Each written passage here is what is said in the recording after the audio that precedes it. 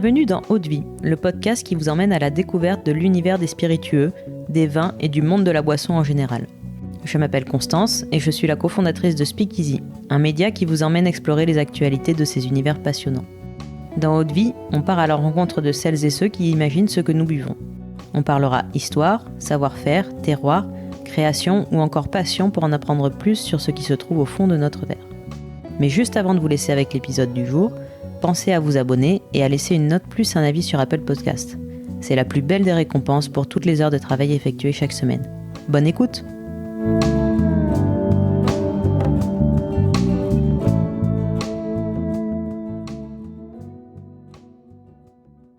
Aujourd'hui, je suis avec Joshua Fontaine, créateur de l'apéritif Lutèce, un apéritif français raffiné qui a vocation à dépoussiérer cette catégorie et devenir un incontournable des tablés de fin de journée. Donc bonjour Joshua. Bonjour. Je suis très heureuse de pouvoir discuter avec toi aujourd'hui et d'en apprendre plus sur ton parcours et sur cette nouvelle pépite qu'est Lutèce. Tu es un entrepreneur, tu es arrivé en France depuis les États-Unis à la fin des années 2000 et rapidement donc tu as créé tes propres enseignes parisiennes comme la Candelaria, donc ce bar speakeasy bien connu, ou encore le Marie-Céleste, pour n'en citer que deux.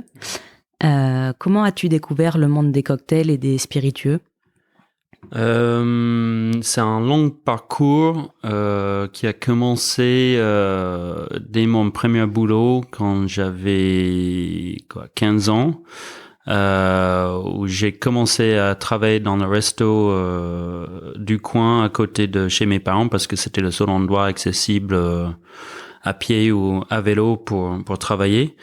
Donc le premier été, j'ai commencé là-bas pour gagner un peu d'argent de poche en nettoyant le soir, en recevant les livraisons de matières premières, de tout ce qui est viande, légumes, etc., stocker les étagères. Et ça a transformé rapidement en plonge. Et puis, j'étais pas très bien en plonge. Je suis toujours pas très bien en plonge parce que je déteste ça. Mais vu que c'était le seul resto local, ils pouvaient pas vraiment me virer parce que bon, tout le monde était amis, mes parents, les proprios, etc. Donc, ils m'ont basculé côté cuisine où j'ai commencé à faire la prep et puis je faisais les pizzas le week-end et un peu en commis, chef de partie et tout ça avant que je suis parti. Là, ça allait mieux qu'en plonge. Oui, ça allait mieux qu'en plonge et c'est quelque chose que j'adore faire aujourd'hui encore. Donc, ça m'a servi plutôt bien pour apprendre les bases de cuisine et pouvoir aujourd'hui cuisiner à la maison et faire des choses plutôt bien. Donc après ça, je suis parti pour faire mes études à New York où j'ai travaillé plus en même temps de faire mes études, je travaillais plus en musique, l'industrie de la musique, donc surtout dans un salle de concert à côté de Union Square. Et donc j'ai pas fait trop de bars et cet univers à cette époque-là, mais au fur et à mesure, moi je suis resté là-bas même après mes études et un bon pote à moi qui faisait les lumières et l'audiovisuel pour le salle de concert. Lui, il bossait dans un bar le week-end. Oui. Et moi, j'avais besoin d'un peu plus d'argent, donc je lui ai dit si jamais tu as besoin d'un barback ou un coup de main, dis-moi. Et du coup, c'est comme ça que j'ai commencé à faire le bar, qui était vraiment un bar un peu dive bar et pas vraiment bar à cocktail. À l'époque, c'était pas vraiment répandu comme aujourd'hui. Et de toute façon, moi, j'avais pas les moyens pour aller au Milk and Honey ou dans tous ces établissements tout le temps, même si ça a déjà commencé il y a quelques années avant. Donc, j'ai commencé faisant le barback et rapidement, une semaine, il m'a dit en fait, je peux pas faire le bar ce week-end, donc c'est toi le barman. Et moi, je savais presque rien, je connaissais rien sur le bar, mais tout ce que j'avais appris, c'était c'était en faisant le barbac et c'est vraiment les cocktails, même pas les cocktails, mais c'était espèce de ginto ou tout ce qui est long drink comme ça. Ouais. Et aussi des shots un peu connus à l'époque, type kamikaze ou lemon drop. On faisait des lychee martini, des choses comme ça. Donc j'ai commencé le bar comme ça.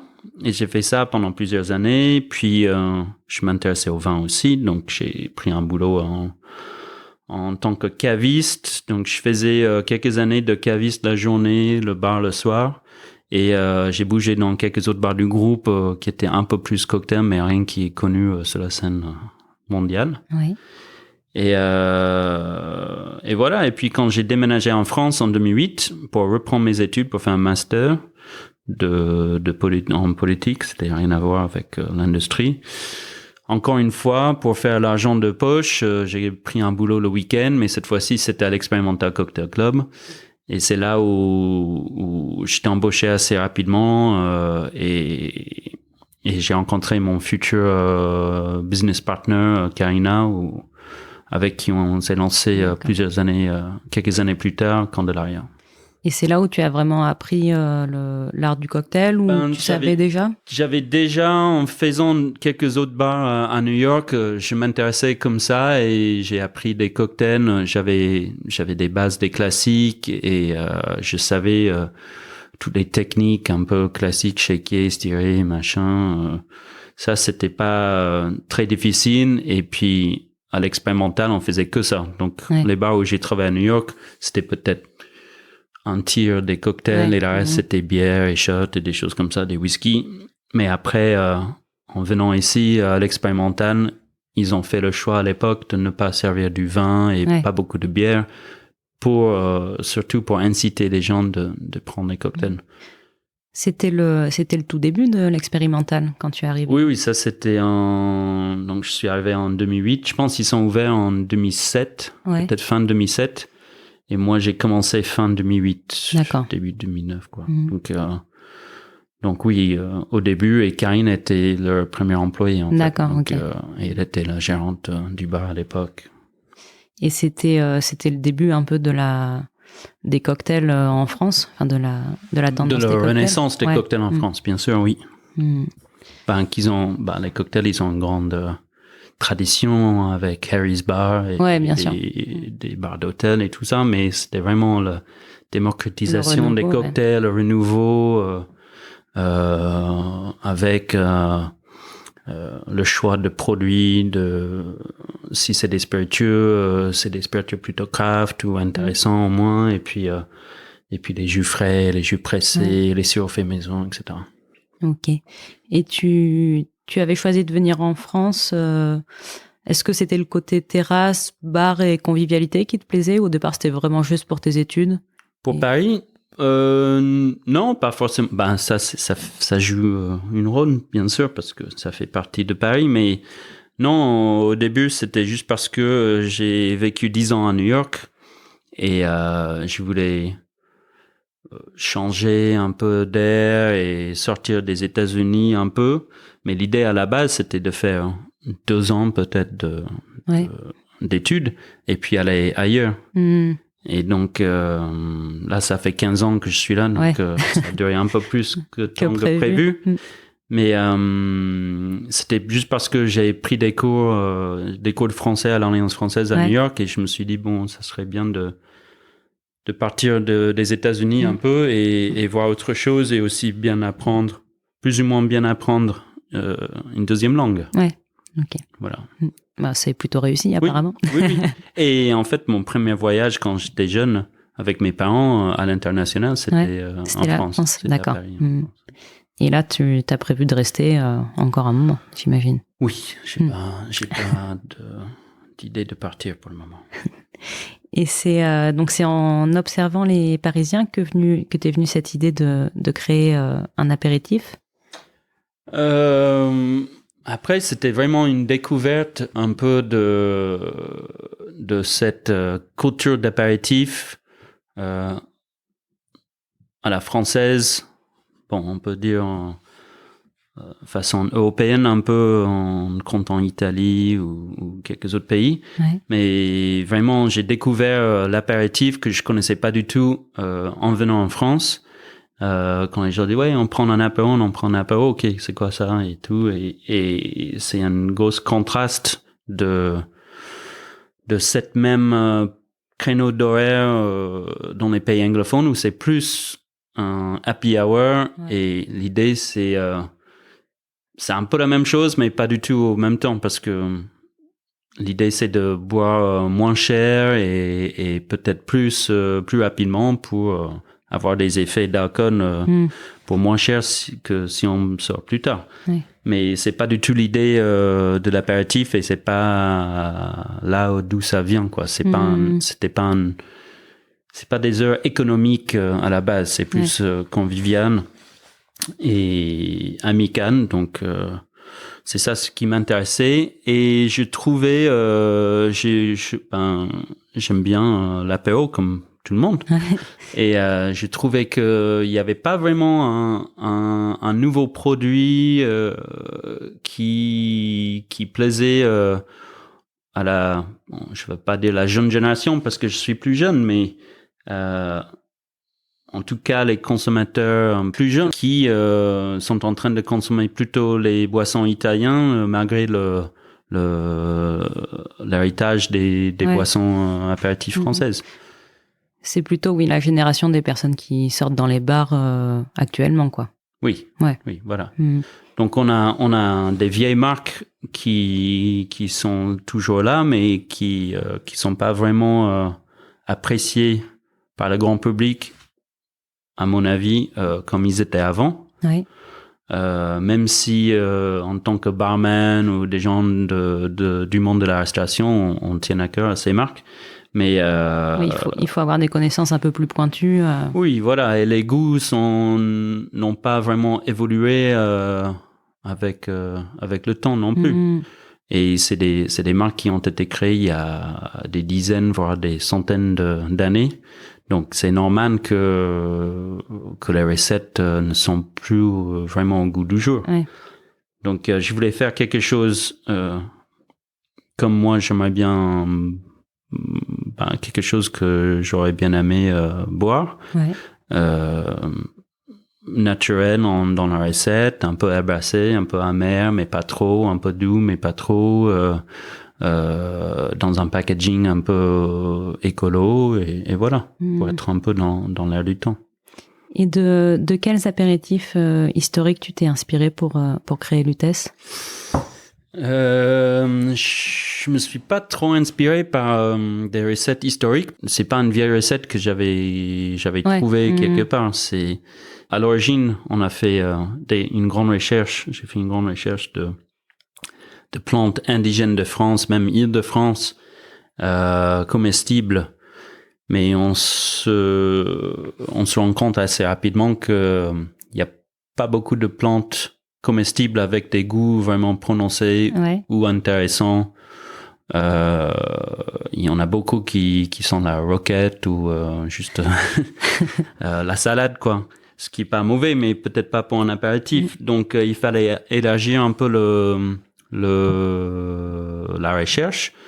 Et puis c'est comme ça on s'est tombé sur notre recette actuelle, mais c'était en goûtant une quarantaine, cinquantaine de plantes différentes après une recherche de plus que ça, et puis on s'est réduit, ok, ça peut être intéressant, donc on a avec quelques amis on s'est mis le nez dedans pour faire plein d'infusions, plein de macérations, mais sur les durées différentes pour trouver ce qui était intéressant, pas intéressant, et puis à partir de cela on a commencé à faire des mélanges petit à petit pour voir ce qui nous plaisait, quoi. Ouais, c'est plus une recherche en fait sur les plantes et les ingrédients en eux-mêmes que sur des anciennes recettes d'anciens apéritifs. Oui, c'était pas du tout ça, et je voulais démarquer justement Lutèce des autres plantes et ne pas s'inspirant trop en s'inspirant pas trop. Pas trop. Des anciennes recettes parce que ça c'était pas l'idée, c'était pas de trouver une petite, une mélange ancienne de montagne et le mettre dans un nouvel packaging. C'était faire un nouvel packaging, mais aussi avec une nouvelle recette pour le monde d'aujourd'hui, pas le monde de passé. L'idée, c'est pas de jouer le passé, c'est de faire quelque chose au goût du jour et en même temps intemporel qui peut durer. Je crois qu'il y a un peu de gentiane dans Lutèce. Il y a un peu de gentiane, bien sûr. Qui est effectivement quelque chose de très intemporel dans l'apéritif français. Voilà. On avait plutôt un peu des quinquina, les choses à base de quinquina et les choses à base de gentiane. Mais moi, je voulais pas non plus baser Lutèce sur le vin. Parce que je trouvais, pour faire quelque chose avec du vin, il fallait vraiment faire un vin un peu, entre guillemets, pour avoir un produit standardisé, de faire un vin standardisé, un peu banal, et ça, avec mon background côté sommellerie et dans le vin, ça m'intéressait pas trop, donc j'ai préféré d'éviter l'utilisation de vin. Pour ne pas faire des compromis au niveau d'ingrédients pour le vin. Donc, je voulais pas faire ça et je voulais pas faire quelque chose qui changeait non plus parce que je sais, c'est peut-être intéressant sur une petite échelle, mais si on veut vraiment créer une marque qui a la potentiel d'agrandir, il faut que ça soit un minimum standard, quoi. Et c'est vrai que quand on crée une recette, on réfléchit à petite échelle, alors qu'en fait, après, il va falloir aussi le faire à plus gros volume, quoi. Donc, oui. Et ça t'a pris beaucoup de temps d'élaborer la recette ? Plus que prévu, oui. Parce que surtout avec le Covid, en plus, ça a pris beaucoup plus de temps que prévu. Mais j'ai commencé avec un ami distillateur et on a avancé plutôt bien. Au moment donné de faire des mélanges de plusieurs plantes, on s'est vite trouvé face à un mur parce que ni lui ni moi étaient vraiment spécialisés dans ce domaine de mélanger. Lui il était plutôt spécialisé d'extraire le meilleur d'un ingrédient, mais pas mélanger après. Donc avec les premières recherches et un peu le premier tri qu'on avait fait, j'ai pris on avait peut-être une trentaine qui restait d'idées. Et donc avec ça, je suis parti sur un autre distillateur, mais celui-ci plus spécialisé dans les mélanges qui faisait des gins et des choses comme ça pour m'aider à trouver le juste mélange, l'équilibre.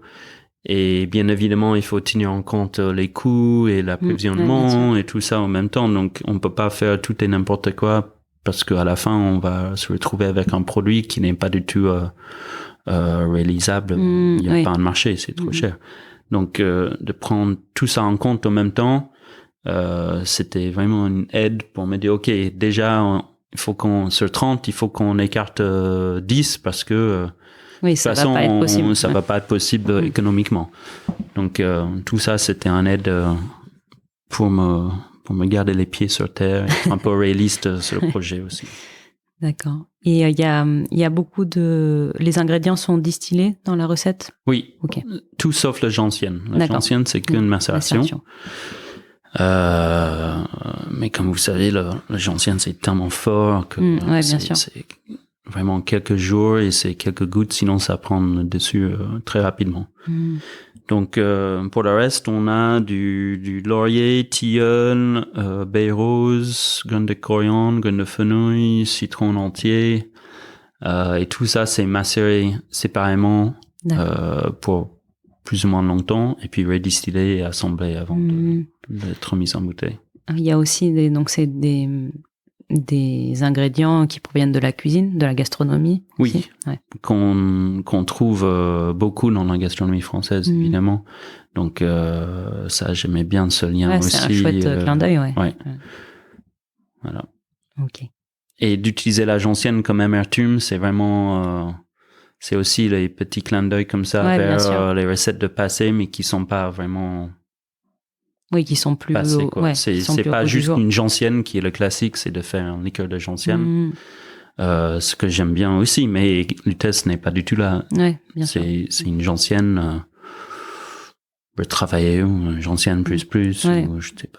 Et puis équilibré avec le reste aussi, du coup. Oui, et c'est pas que ça qui ressort, parce que la gentienne, c'est très terreux, c'est assez dur à boire si on n'est pas habitué.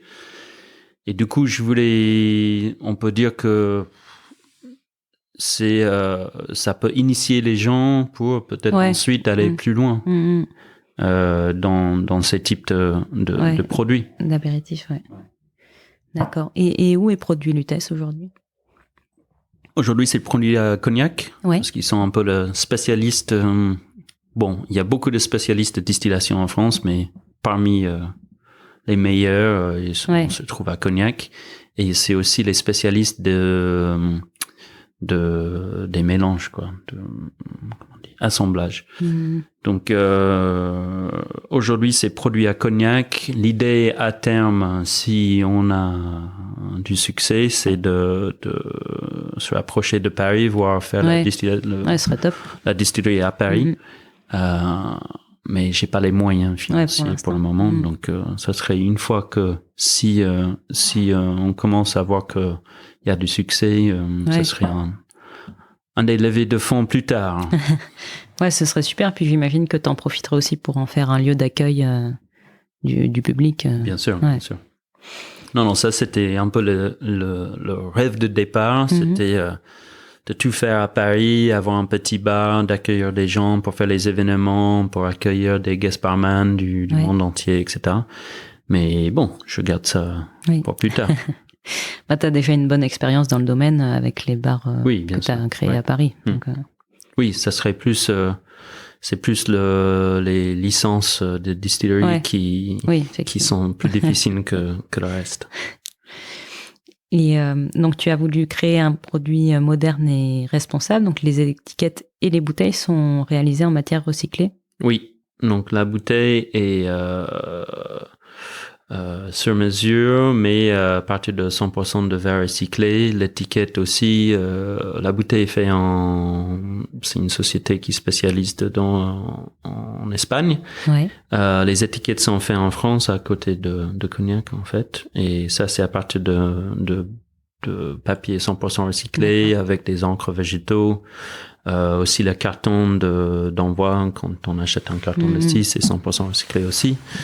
Et on fait partie de l'association 1% pour la planète. Et du coup, dans ce sens, on reverse 1% de chiffre d'affaires annuel aux leurs associations agréées au but environnemental. Ouais, c'est aussi, ça fait partie de la modernité d'ancrer le produit dans les préoccupations. Voilà, c'est ce qu'on cherche comme tout un peu la jeune génération. Je bois presque que du vin nature, biodynamie, bio, etc. On fait gaffe de ce qu'on achète au niveau nourriture pour les restos, mais aussi à la maison. Et aussi, même dans la bière, maintenant, ça se fait de plus en plus. Mon pote Thomas, qui a Deck & Donahue, par exemple, tout est bio et pour la majorité sourcé en Île-de-France. Donc, je trouvais ça un peu bizarre que pour les spiritueux, on s'est dit, bon, on boit du vin nature et puis on boit de X alcool industriel et qui n'a même pas ce qui est dedans, mais aussi le packaging et tout. Il n'y a aucun... Il commence à y avoir une prise de conscience dans les spiritueux, mais c'est vrai que c'est le début, quoi. Oui, c'est le début, mais ce qui est bien aussi dans le monde des spiritueux, c'est qu'il y a beaucoup plus de moyens que dans le vin en général. Tout ce qui est vin nature, etc., c'est des petits producteurs. Donc, dans le monde des spiritueux, si tu as un Pernod Ricard qui disent OK, ou Bacardi par exemple, ils ont fait avec la distillerie de Bombay, je pense, un distillerie tout vert, etc. c'est génial. Et Ouais, eux, ils ont les moyens ils de peuvent dire, le OK, faire, on va faire une distillerie à 200 millions d'euros et voilà, on s'en fout et ça va être tout en énergie propre, etc. Donc ça c'est ce qui est bien parce que ils peuvent, s'ils veulent, ils peuvent mettre les moyens de changer, de faire changer les peut-être choses. pas rapidement, mais ils peuvent changer. Ouais, bah c'est sûr qu'il faut. Enfin, si les grandes marques ne le font pas, Oui, mais je pense. Qui peut le faire, quoi. Bon, on va voir ce qui se passe avec Lutèce, mais il y a d'autres marques qui le font aussi, et je pense bien sûr. il y a de plus en plus cette pression du monde du craft qui fait changer les choses chez les grands. J'espère. Ça, c'est l'idée. Oui. Bon, ça a l'air d'aller dans le bon sens quand même. Oui. Et alors, comment est-ce qu'on consomme Lutèce ? C'est sur des glaçons, avec un tonique ou... Donc, plusieurs façons. Oui, le plus facile, c'est ces deux façons-là. Donc, avec un bon tonique type Aesop ou Archibald ou même un Fever Tree, mais peut-être le Fever Tree Light. Pour faire un long drink assez rafraîchissant, qui a un peu le même, ça peut se rappeler un ginto, mais qui, évidemment, il n'y a pas de genièvre, mais c'est cet côté un peu frais, herbacé, pétillant, mais avec la moitié d'alcool. Et en plus, il y a ce côté un peu plus prononcé d'amertume qui fait l'effet d'ouvrir l'appétit avant le repas. Donc, j'aime bien avec du tonic, j'aime bien pur sur glace, très facilement avec une tranche de citron, un feuille de laurier, c'est sympa, en olive, et sinon en cocktail. Donc, on est dans pas mal de bars cocktails et des restos aujourd'hui autour de Paris, et chacun le travaille un peu à leur sa manière, ouais. Et il y a moins d'alcool dans Lutèce que dans un gin ? Oui, nous on est à 20% d'alcool, donc c'est à peu près la moitié, voire même moins qu'un gin traditionnel. D'accord. Donc tu nous as déjà un petit peu répondu à la question tout à l'heure, mais où te vois-tu dans 10 ans avec Lutèce du coup ? Dans 10 ans, oui, j'aimerais bien, si possible, maîtriser un peu plus le chaîne de production et avoir un lieu d'accueil à Paris, vu que vraiment un des idées aussi derrière Lutèce, c'est de créer une marque iconique parisienne dans le monde des spiritueux qui n'existait pas vraiment avant. Quelque chose dans le style, dans la façon de consommer, mais aussi dans le type d'événements qu'on fait vraiment l'apéritif parisien, quoi. Et évidemment, d'avoir un lieu d'accueil et un lieu de rencontre à Paris, ça me plairait. Et puis je commence à parler avec quelques marchés d'export déjà. Bon, déjà, ça fait longtemps que je travaille sur le projet, mais ça fait que 6 mois qu'on existe pour le grand public. Donc, ça va être exporté prochainement en Suède avec quelques potes qui importent là-bas et qui ont des bars, et du coup, ça va être sur quelques bars cocktails assez sympas, et puis aussi avec le Québec, le Canada, Montréal, évidemment. Proche en esprit et culture de Paris. Et aux États-Unis, tu envisages de... Oui, bien sûr, mais bon, c'est un grand marché, et on a besoin des grands moyens pour attaquer, donc j'essaie de faire pas à pas, pas trop vite, pas trop long, mais pas trop vite non plus, bien de s'implanter à Paris, et de toute façon, la société aujourd'hui, c'est que moi. Donc c'est moi qui démarche les clients, c'est moi qui fais des événements, qui tienne le stand au salon. Ça fait beaucoup pour une seule personne. Oui. Et en plus j'ai Candelaria Marie-Céleste aussi à côté. Donc voilà, c'est le début de l'aventure. On verra comment ça évolue. Et est-ce que tu as des envies ou des idées d'événements que tu aimerais bien faire à plus ou moins long terme ? Oui, là, on va lancer une série d'apéritifs, justement, genre une tournée d'apéritifs à Paris. tout le mois de juin et début juillet. Ouais.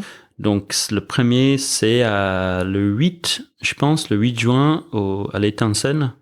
Donc, on va faire l'Étincelle, le Chardonnay, chez Eugène et la Shop des Artistes. D'accord. Ouais. Et ça va faire, c'est vraiment des apéritifs de genre, ça dépend le lieu, mais entre 17 et 21 heures, grosso modo. D'accord. Où on va inviter les gens de boire quelques cocktails à base de Lutèce, mais aussi on a des jeux de société, on a des tickets à gratter pour gagner des prix, on aura des grignotages qui sont faits pour la soirée par le chef de chaque lieu. Et donc parmi les prix qu'on va gagner, c'est les places pour le grand bingo de Lutèce qui va être au Doyenné en septembre. D'accord. À la rentrée, un dimanche après-midi au jardin au Doyenné, on va avoir un grand jeu de bingo avec plein de monde invité, des bonnes choses à manger, des bonnes choses à grignoter, de la pétanque, du tennis, tout ce qu'on aime. Voilà. Tout ce qu'on aime avec l'apéro. Exactement. J'ai encore une dernière question avant de clore cet échange. C'est quelle est ta plus grosse claque de dégustation en matière de spiritueux ? Est-ce que tu as un souvenir de quelque chose en particulier, d'un produit ? La plus grosse claque, je dirais comme... Bon, je ne sais pas si c'est beaucoup de monde, mais comme beaucoup de monde autour de moi... et ça, c'était aussi quelque chose qui nous a poussé d'ouvrir Candelaria, c'est le mezcal, la découverte de mezcal à l'époque, qui était pas vraiment, même à New York, je l'avais pas vraiment goûté, mais à Paris, quand Del Maguey est arrivé sur le marché, on a commencé à goûter ça, et puis on est partis tous à Oaxaca pour découvrir comment c'était fait, etc. C'était vraiment une grosse claque parce que j'étais déjà un peu dans le monde, un peu de vin et de vin nature, et j'ai vu vraiment comment c'était un spiritueux fait un peu d'une manière artisanale, comme un vin bio, un vin nature, quoi. Et de découvrir ça, que ça existait dans le monde des spiritueux, parce que jusque-là, tous les visites de distilleries, c'était plutôt les grosses distilleries, quoi. En général, ils sont presque pas des usines, mais plus ou moins des usines.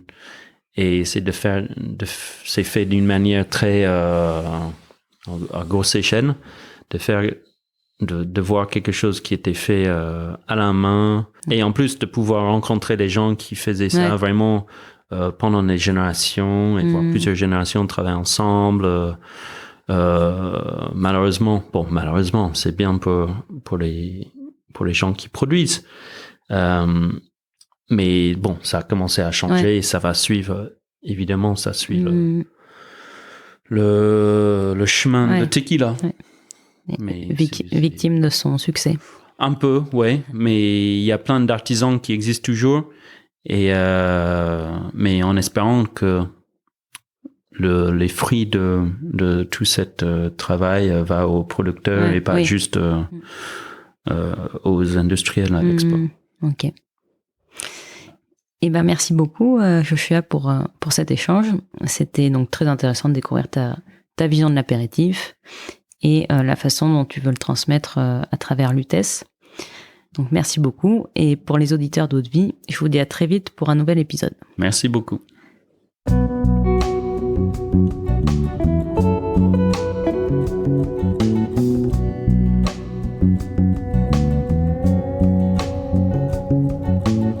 Eau-de-Vie, c'est terminé pour aujourd'hui.